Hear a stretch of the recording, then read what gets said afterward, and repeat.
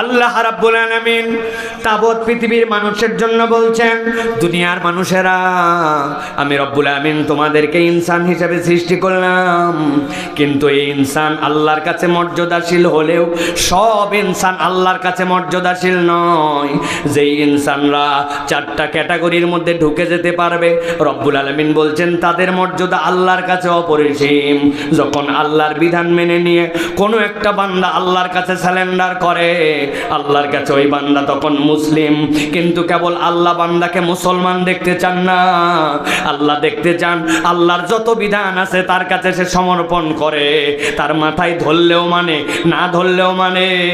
আল্লাহ বলছেন সে যখন পূর্ণ বিশ্বাসী হয় আল্লাহ তখন তাকে মুমিন হিসাবে ডাক দেন। তবে আল্লাহ মুমিনের মধ্যেই তাকে ক্ষান্ত দেখতে চান না। আল্লাহ যা যা মানুষকে নিষেধ করেছেন জীবনে, বান্দা যখন ওই নিষেধ থেকে নিজেকে সরায় রাখে, আল্লাহ রাব্বুল আমিন তখন ওই মানুষগুলাকে মুত্তাকির দপ্তরে নেন। আল্লাহ বলছেন কেবল আমি তোকে মুত্তাকি দেখতে চাই না, আমার বান্দা আমার আদেশ মানে, আমার নিষেধ থেকে ফিরে, তবে আমার বান্দা উইলিংলি আমার পথে আরো বেশি বেশি ভালো কাজ করার চেষ্টা করে, যেই কাজ না করলেও আমি আল্লাহ অখুশি হই না, আল্লাহকে খুশি করার জন্য ওই ভালো কাজও করে। আল্লাহ বলছেন তখন আমার বান্দার নাম হয় মুহসিন।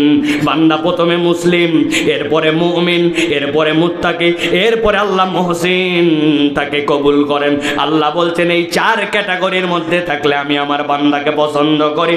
আল্লাহ ডাক দিয়ে বলছেন ইন্নাল মুত্তাকিনা ফি জান্নাতিন ওয়া উয়ুন। ও নবী আপনি জানায় দেন দুনিয়ার যত মুত্তাকি আমি তাদেরকে আল্লাহর পক্ষ থেকে একটা জান্নাতে রাখবো, আর ওই জান্নাতের সাথে সাথে তাদেরকে ঝর্ণা ধারা দিয়ে রাখবো। যেই না তারা আমার কাছে আসবে আমি তাদেরকে ডাক দিয়ে বলবো দুখুলুহা বিসালামিন আমিনিন। কোনো চিন্তা নাই, নিরাপত্তার সাথে আমার বান্দারা আজকে জান্নাতে ঢুকে যাও। সুবহানাল্লাহ। আল্লাহ রাব্বুল আমিন বলছেন ওয়া নাযা'না মা ফি সুদুরিহিম মিন গিল্লিন ইখওয়ানান আলা সুরুরিন মুতাকাবিলিন। আল্লাহ বলছেন আমার বান্দারা যখন জান্নাতে আসবে, ওয়া নাযা'না মা ফি সুদুরিহিম, দুনিয়ায় তাদের মধ্যে দূরত্ব ছিল, অন্তরের মধ্যে না চাইলেও অনেক ধরনের সমস্যা এসে যেত, কিন্তু আল্লাহ বলছেন একবার যখন আমার কাছে আসবে তাদের অন্তরের যত গিল আছে আমি দূর করে দিব, তারা ভাই ভাই হয়ে যাবে। আল্লাহ বলছেন ফি সুরুরিম মুতাকাবিলিন আলা সুরুরিম মুতাকাবিলিন। আল্লাহ তাদের জন্য বিস্তর বসার ব্যবস্থা করবেন, ওই সোফা সেটগুলোর মধ্যে সামনাসামনি করে ভাই ভাই হিসাবে আমার বান্দারা বসে পড়বে। আল্লাহ বলছেন লা ইয়ামাসসুহুম ফিহা নাসাবুন। দুনিয়াতে যতই ভালো জিনিস থাক ওইটা উপভোগ করতে করতে ক্লান্তি চলে আসে, কিন্তু আমি আল্লাহ বললাম তাদেরকে সেখানে কোনো ক্লান্তি ধরবে না। ওয়া মা হুম মিনহা বিমুখরিজিন, আর কখনো সেখান থেকে তাদেরকে বের করে দেওয়া হবে না। বান্দা এই ডাক শুনে খুশি হয়ে গেছে, জান্নাত তো বড় আনন্দের হবে, ওই জান্নাতে গেলে তো আমার নিয়ামত পাবো, কিন্তু হৃদয়ের মধ্যে ভয় এসে গেছে, আল্লাহ আমি না পারছি প্রকৃত মুত্তাকি হতে, না পারছি মুহসিন হতে, না পারছি তোমার প্রকৃত গোলাম হতে।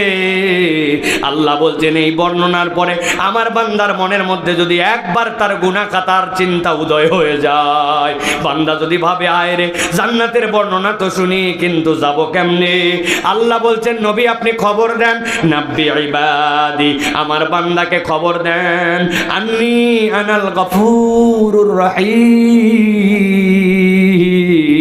বান্দা ঘাবড়ায় যাস না, ঘাবড়ায় যাস না, তুই যদি প্রকৃত আমার গোলাম হতে পারিস তুই তোর রবকে সব সময় প্রকৃতার্থে দয়াময় ক্ষমাকারী হিসাবে পেয়ে যাবি। আল্লাহ বলছেন ওই বান্দা, যেই বান্দারা জান্নাতে যেতে চায় কিন্তু গুনাহ খাতার কারণে তার মনের মধ্যে টেনশন এসে যায়, নবী জিজ্ঞাসা করেন তো তাদের কাছে আফালা ইয়াতুবুনা ইলাল্লাহ, তোমরা কি আল্লাহর কাছে ফেরত আসবে না? ওয়া ইস্তাগফিরুনাহু, আল্লাহর কাছে কি ক্ষমা চাইবে না? আল্লাহ বলছেন আল্লাহু গফুরুর রহিম, যেই আল্লাহ তোকে ক্ষমা করে দিতে চান তার কাছে কি তুই ফেরত আসবি না? তার কাছে কি তুই ক্ষমা চাইবি না? আল্লাহ বলছেন নবী জানান, কুল ইয়া ইবাদিয়াল্লাযীনা আসরাফু, ও আমার বান্দা তোমরা যারা বাড়াবাড়ি করেছো আলা আনফুসিহিম, তাদের অন্তরের উপরে, লা তাকনাতু মির রাহমাতিল্লাহ, আল্লাহর রহমত থেকে নিরাশ হোস না। ইন্নাল্লাহা ইয়াগফিরুয যুনুবা জামিআ, আজকে সকাল থেকে তোমার যে গুনাহ দুনিয়ার কেউ দেখে নাই, মোবাইলে একাই দেখছো, মুরব্বি দাড়ি পাকা, পাবলিক মনে করছে মুরব্বি গুনাহ করে না, কিন্তু উনার সামনে দিয়ে একটা মহিলা চলে গেছে, উনার অন্তরে কি চিন্তা আসছে ওইটা যদি কপালে লেখা হতো ওই মুরব্বিকে কেউ সালাম হয়তো দিত না, ঠিক না? আমার আল্লাহ বলতেছেন, নবী আপনি জানায় রাখেন, ইন্নাল্লাহা ইয়াগফিরুয যুনুবা জামিআ, তোর গোপন গুনাহ, প্রকাশ্য গুনাহ, জানা গুনাহ, অজানা গুনাহ, ছোটবেলার এমন গুনাহ, সকালবেলা বেরিয়ে বাইরে বাড়াইছিলাম, সুখাল ছিল, এমন কুয়াশাচ্ছন্ন আবহাওয়া, এক বাড়ির ভিতর থেকে একটা বড়ইয়ের গাছ বেরিয়েছিল, আপনার মন চাইছে একটু বড়ই খাই, একটা ঢেল মারছিলাম, মারার পরে অনেক বড়ই পড়েছে, বেছে বেছে 5-7টা খাইছি। কবে এই কাজ করছি আজও মনে নাই, আমার ভুলেই গেছি, কিন্তু আমল নামায় লেখা আছে। আল্লাহ বলতেছেন আপনি জানায় রাখেন, আল্লাহ সব গুনাহ তোর ক্ষমা করবেন, ইন্নাহু হুয়াল গফুরুর রহিম, তিনি তো তোর সব গুনাহ ক্ষমা করে দিতে পারেন। সুবহানাল্লাহ। তাহলে ভালো করে বোঝেন, আমি আপনার কাছে যেই সাবজেক্টে কথা বলবো তার ভূমিকা দিলাম 4টা আয়াত থেকে। আমরা আল্লাহর জান্নাতে যেতে চাই, ঠিক কি না? কিন্তু জান্নাতে যেতে চাইলেও আমাদের আমলনামায় যে গুনাহ, ওই গুনাহ রেখে জান্নাতে যাওয়ার উপায় নাই, ঠিক কি না? তাহলে কি করতে হবে? রব্বুল আলামিনের কাছ থেকে গুনার জন্য ক্ষমা চাইতে হবে, ক্ষমা নিতে হবে। ক্ষমা যদি পাই তাহলে আল্লাহর জান্নাতে যাওয়ার আছে উপায়, ঠিক কি না? তাহলে আমরা স্বীকার করলাম জান্নাতে যেতে চাই, গুনাহ খাতাও আছে, আবার আল্লাহর কাছ থেকে আপনাকে আমাকে ক্ষমা নেওয়া লাগবে, তাই তো ভাই? প্রিয় ভাইয়েরা, আমরা এখন সংক্ষিপ্তভাবে আপনাদের কাছে মূলত যে কথা বলতে চাই সেটি হচ্ছে যে আল্লাহ রাব্বুল আলামিনের কাছ থেকে তো ক্ষমা লাগবে, ক্ষমা নিতে হবে, কিন্তু আমরা বান্দারা রব্বুল আলামিনের কাছ থেকে ক্ষমাটা পেতে হয় কেমনে, এইটার বিষয়ে সম্মুখ আমাদের ধারণা নাই, ঠিক কিনা? আজকে আমরা সংক্ষিপ্ত সময়ে একবারে অথেন্টিক কোরআন হাদিসের সোর্স থেকে আল্লাহ রাব্বুল আলামিনের কাছে ক্ষমা লাভের উপায় জানবো। কোরআন সুন্নাহর আলোকে যতটুকু বোঝা যায়, বান্দা যদি আল্লাহর কাছে ক্ষমা পেতে চায়, ক্ষমা লাভের সর্বনিম্ন উপায় হচ্ছে 5টা। কয়টা? সবগুলা মুখ দিয়ে বলতে হবে। ক্ষমা লাভের সর্বনিম্ন উপায় কয়টা? সবগুলা হাত এরকম করে নিচে নামাবেন, হ্যাঁ? আমি যেই বলবো ক্ষমা লাভের সর্বনিম্ন উপায় কয়টা, একসাথে সবাই হাত তুলে দেখাবো 5টা। পারবো না? তাহলে ক্ষমা লাভের সর্বনিম্ন উপায় কয়টা?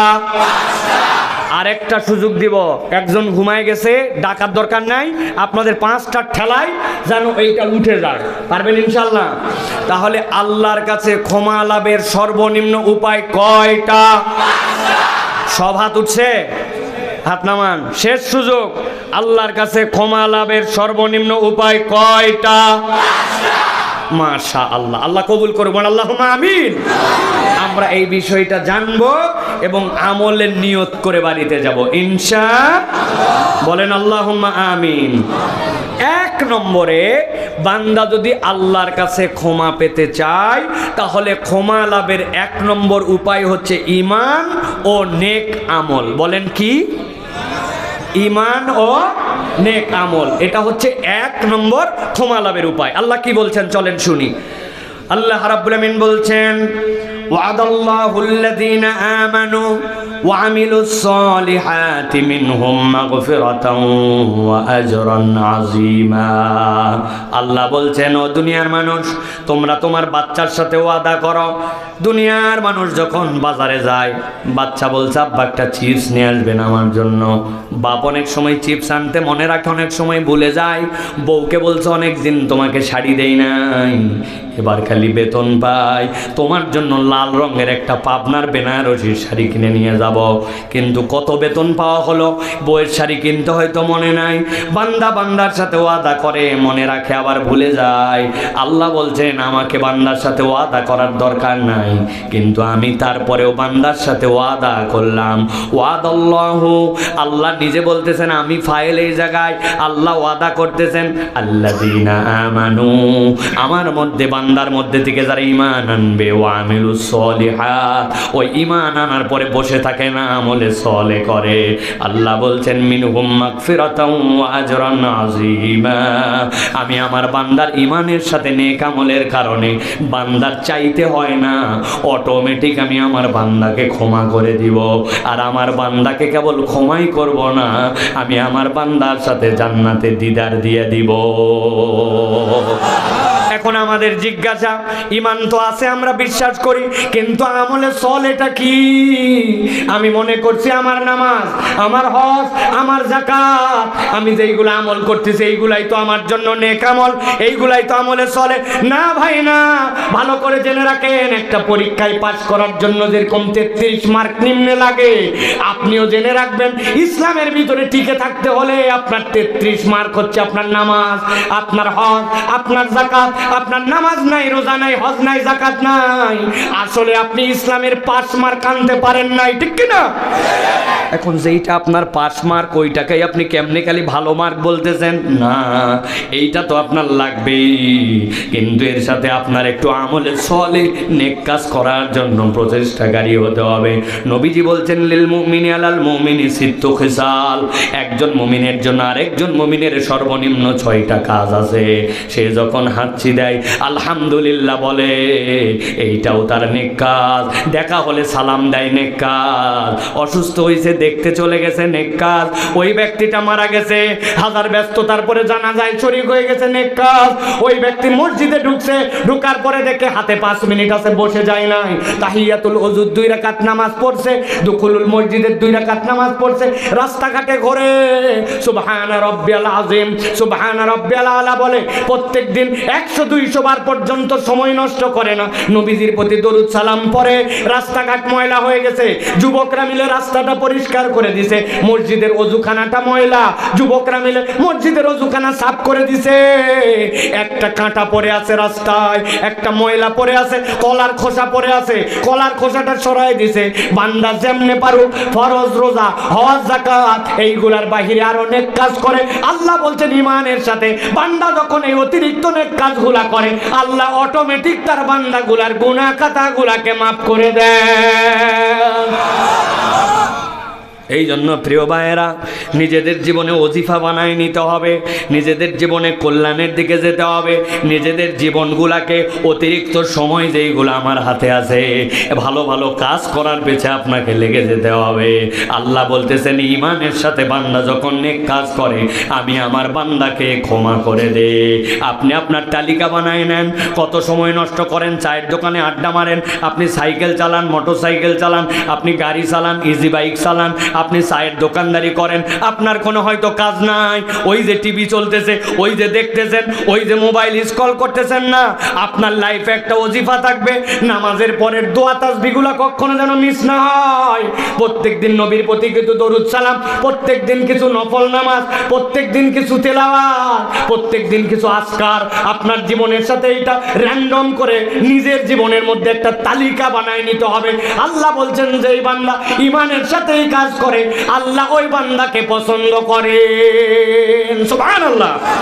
তাহলে 1 নম্বর ঈমানের সাথে নেক আমল মনে থাকবে তো ইনশাআল্লাহ। 2 নম্বরে আল্লাহ বলছেন বান্দা যদি আল্লাহর কাছে ক্ষমা পেতে চায়, তাহলে আল্লাহর কাছে বান্দাকে ক্ষমা চাওয়া লাগবে। অনেকে এই জিনিসটা বোঝেন নাই, ঠান্ডা মাথায় ভালো করে বোঝেন। আল্লাহ কোরআনুল কারীমের মধ্যে বলছেন, সূরা নিসা 110 নম্বর আয়াত, ওয়া মান ইয়ামাল সুআন, তোমাদের মধ্যে যদি কেউ কোনো অন্যায় করে, আও ইয়াজলিম নাফসাহু, অথবা নিজের অন্তরের প্রতি জুলুম করে, সুম্মা ইস্তাগফিরিল্লাহ ইয়াজিদিল্লাহ গফুরার রহিমা,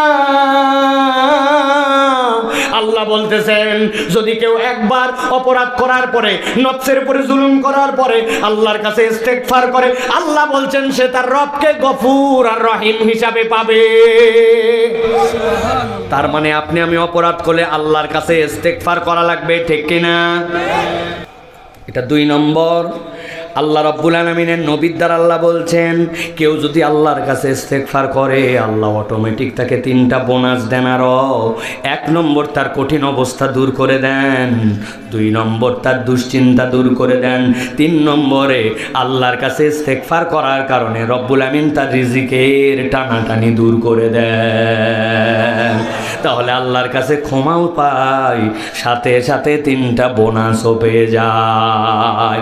3 নম্বরে বান্দা যদি আল্লাহর কাছ থেকে ক্ষমা চেতে চায়, ক্ষমা পেতে চায়, আল্লাহ বলছেন 3 নম্বরে তার জন্য তওবা করা লাগবে। কি করা লাগবে?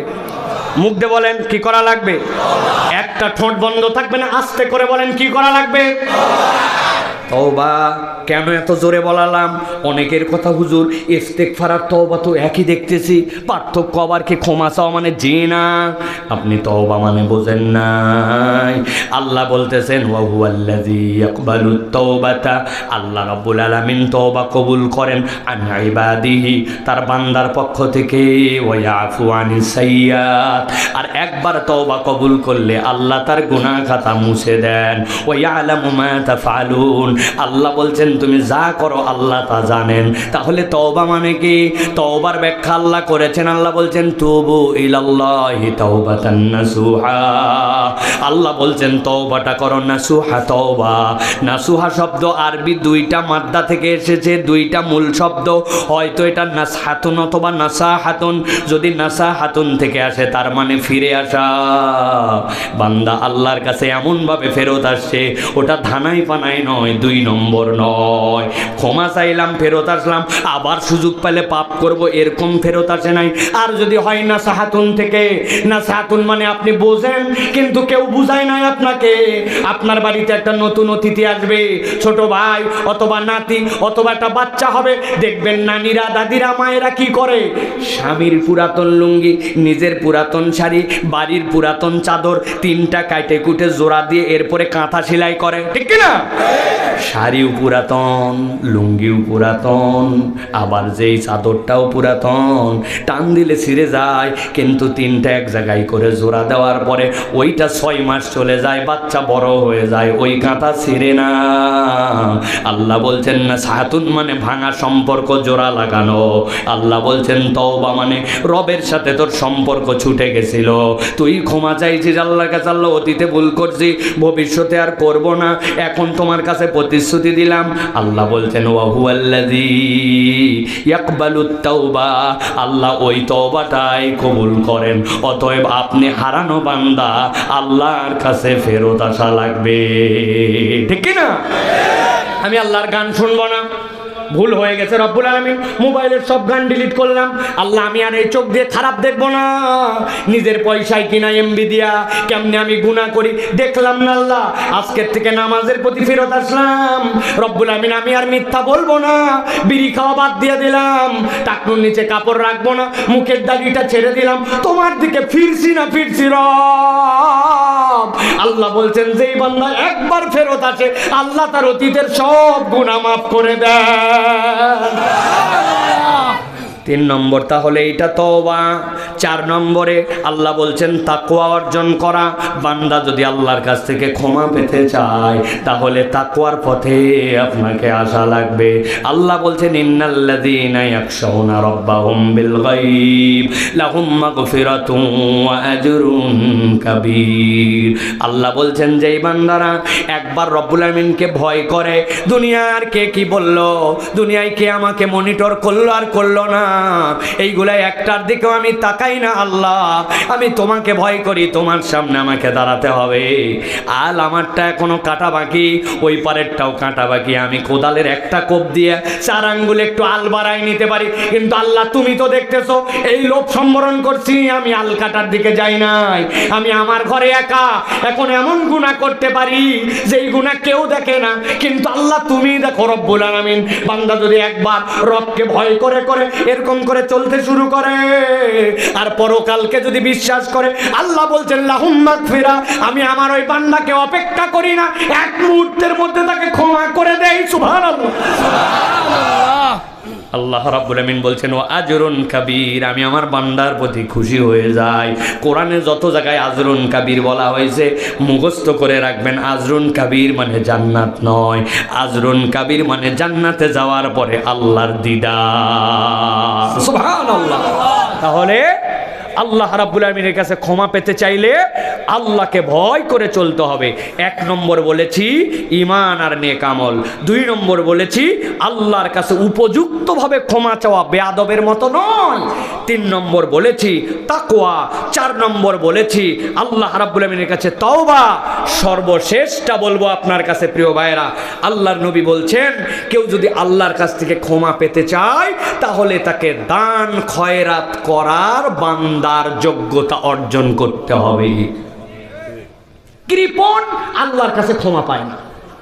as-sakhiyu হাবিবুল্লাহ, আল্লাহ নবী সাল্লাল্লাহু আলাইহি ওয়াসাল্লাম শিখিয়েছেন তোমরা দান খয়রাত করো, কিন্তু বুকে হাত দিয়ে বলেন আমরা আগের মতো দানকারী আছি না, আমরা দিন দিন কৃপণ হয়ে যাচ্ছি। প্রমাণ কি? প্রমাণ আপনাকে দিতে হবে না, আমি আপনাকে প্রমাণ দিব, ইনক্লুডিং মি। এই মসজিদে জুমার নামাজে কত লোক হয়? মুসল্লি কত হয়?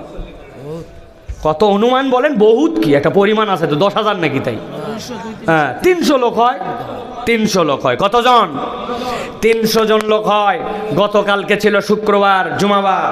আমিও জুমার নামাজ পড়ে পাবনা অঞ্চলে মাহফিলের জন্য রওনা দিছি গতকালকে।